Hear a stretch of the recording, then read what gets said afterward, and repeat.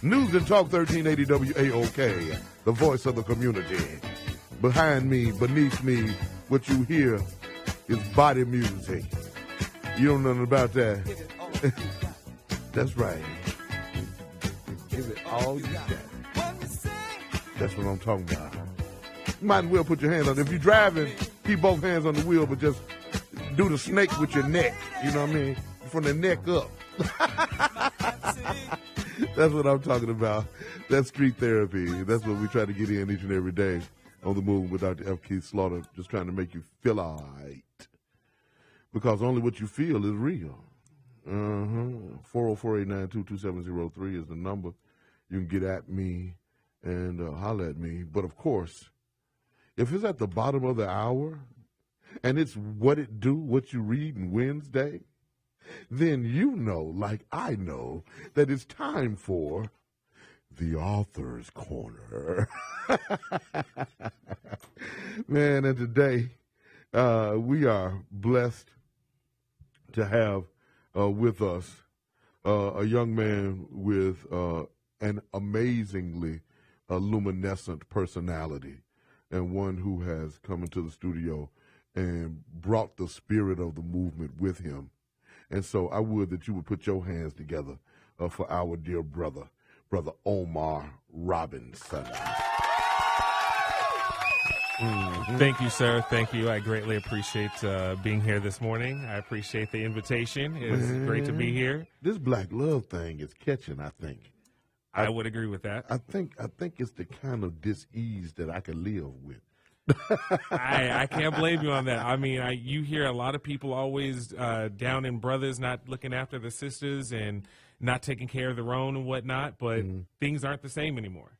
That is true, because that's really just not true. People tend to just buy into whatever negative you throw out there about black men, but the reality is, man, because, I mean, you can't fool me. I just pay attention. I was like, when I drive in the mornings, I see young brothers pushing strollers, carrying babies in snugglies. Yes, sir. As I move in the evenings, I see brothers picking up their children from school, walking them back and forth to and from school. I mean, you can't tell me black men don't love their children and black men don't love their women and that black men don't love each other. Yes, sir. That's absolutely right. I mean, I'm a single father. I have a 4-year-old. Okay. Oh, man. And I've been doing it on my own pretty much for the last almost 3 years. That's a tough gig, bro. It is not. It's not even a job. It's a career. Yeah, no doubt. But at the same time, I wouldn't change it for anything. So I see it every day, you know, and I agree with you. The perception that the media puts out, the perception that the world wants to put out, that we don't love our kids, that we scrubs and don't want to do nothing in this world to take care of our kids, it's completely inaccurate. Yeah. You know, they only show one small part of what reality is. Yeah. You know, we strive, we work, we bust our butt, we put in the motivation, getting up at 5 a.m. in the morning, make sure our kids are taken care of, making sure their clothes are set out, make sure they're fed, take them to school, do what needs to get done, come home and do it all over again. All of that, and even more, and some more. You know, and as I get older, and as my children get older, I got 2 children. I got 3 that think that they are adults. I have one that's still clear that he is a child, but 3 that think that they are adults. And I am clear that the commitment to them, my commitment to them, is as strong now as it has ever been. But even more than that, it costs me more. My commitment costs me more. Man, I'm telling you, look at your paycheck and go ahead and take more than 50% of it, and go ahead and dedicate it to your kid, because that's basically where it's going to. For me, it's 100%. Look, you got a book. This is the Author's Corner, and I mean, we could chop it up all day.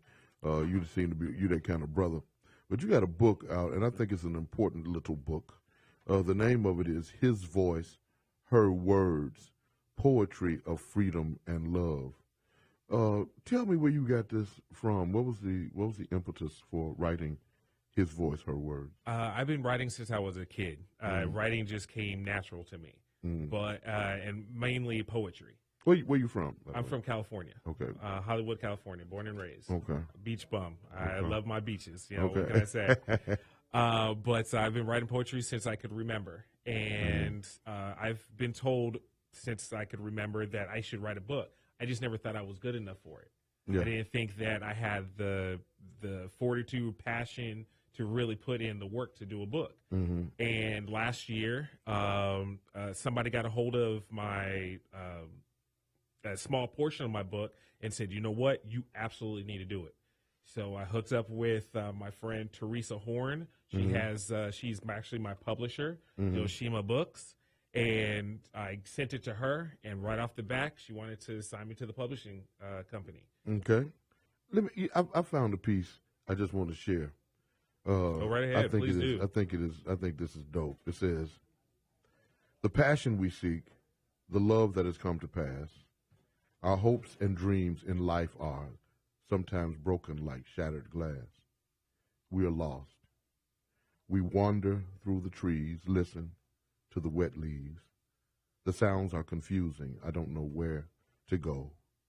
Until I hear a whisper on the air of your soothing voice. The sound is faint, but I know it well.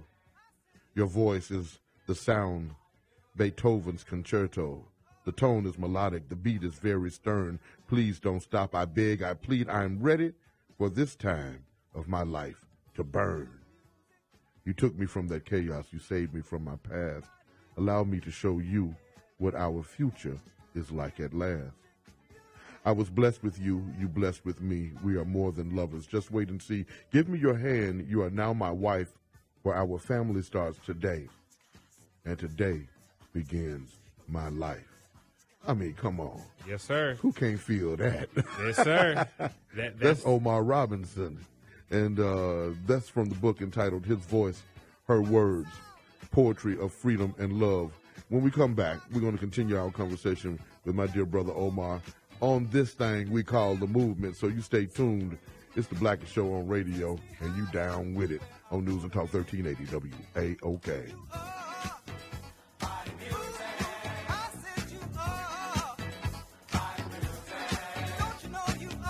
This is Anthony Hamilton, and I love intelligent black talk radio. That's why I listen to The Movement with Dr. F. Keith Slaughter on News and Talk 1380 WAOK. Slug us along, Covington. Welcome to The Movement on News and Talk 1380 WAOK.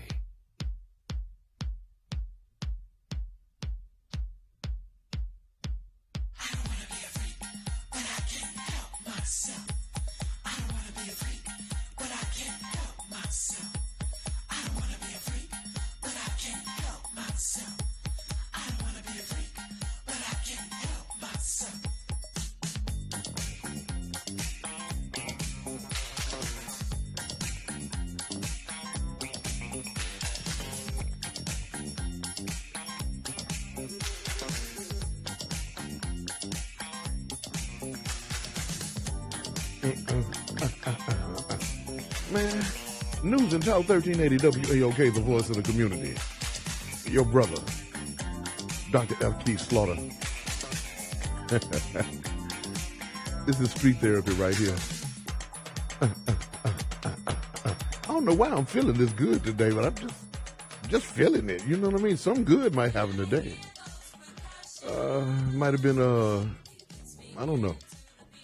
Reverend Jackson, man, gave me a couple of autographed pictures, man. One with him and Reverend Dr. Martin Luther King Jr., and one with he and Muhammad Ali. That was just very, very kind of him. He a real class dude. I don't care what nobody say. You know what I'm saying? Because people can easily convince us to pile on each other. And Absolutely. to illuminate each other's shortcomings and get everybody else a pass. Absolutely. I'm sorry. I'm doing the opposite. Everybody else, they got to earn theirs, but I'm giving black folks free passes all day. I'm sorry, man, because that's just how life. You got to pay attention at one point or another to where you are in life, your social context, and then do the best that you can to unite with the people who are where you are. Because uniting with the people who where you think you might want to be is like buying into a fantasy, in my view. in my view. But you're right. I mean, how are you supposed to know where you're going to be in your life if you have no idea where you've been or where you are presently? You see? You have no earthly idea where your future is going to take you if you're not focused on what you did in the past to make sure you don't recreate those issues, that drama, that anything that you went through. Yeah. You'll just repeat the same dumb mistakes. Bam. I mean, and I say it almost every day, particularly when I'm teaching at the Interdenominational Theological Center. I tell people, I tell my students almost every day, you don't learn from your experiences. You learn from reflection upon your experiences. Amen to that. You got to think about what it is that you have done, what you've experienced, and you got to go over it and ruminate over it so you can figure out how it is to extract your best self and the best possibilities out of your future. Precisely. Yeah, and straight up, that's just what it is. Man, look, you said something earlier that was profound to me, and I think that you may have connected with many of my listeners when you said, and I'm paraphrasing off, I didn't think I was good enough. I didn't think I could pull it together. I didn't think I was good enough to write a book. And I felt the same way before I had my book published. And I'm looking for a new publisher, too. Matter of fact, because my contract is up with my old publisher. And if there's anybody out there, I want to redo my book and get it done right so my headings and stuff right. I mean, dude, man, my publisher, man, just mangled my pristine manuscript. I'll trust my publisher has done masterful work with this. She has 2 books herself. Miss Teresa Horn is, I mean, just brilliant Black author herself. I mean, does the work. I mean, puts in the grind. I'm going to have to talk to her. Because I did, because I mean, I think I got 2 checks, I think, one for $17 and the other.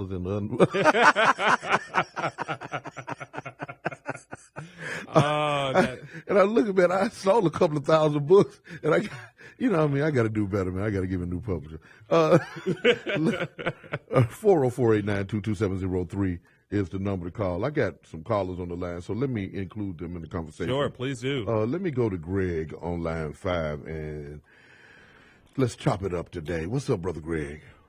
Hey, how you doing, Brother Slaughter? Man, I'm just holding on the best I can for an old dude. How you making it? All right.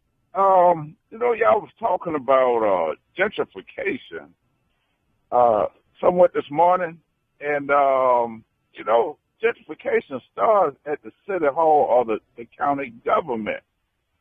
And I look around the city, and this is supposed to be a majority Black city, but Underground Atlanta was given away with basement prices to somebody that don't even live here. That was our, you know what? That was our recent history, my dear brother.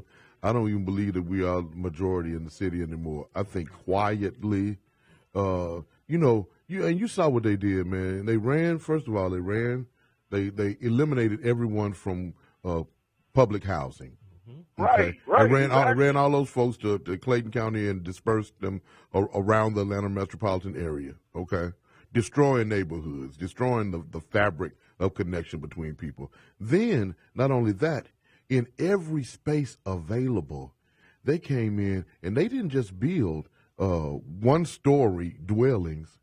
They build in 10, 15 stories and stacking themselves on top of each other so that they would be able at the same time to stack their numbers on top of each other. So now, bro, and I'm telling you, and folks don't like me to say this, particularly those who are running, but I don't care if they like it or not. We probably have seen our last Black mayor. I agree. Unless we do something radically different. Well, you guys to see with the mayor that we have now, or the last 2, the problem that has been is that they've been giving him so much flack for saying that he has not done enough, which in actuality, he's actually done nothing. I can't necessarily say nothing, but I won't necessarily say he's done the greatest. The football score is 166-0. Oh,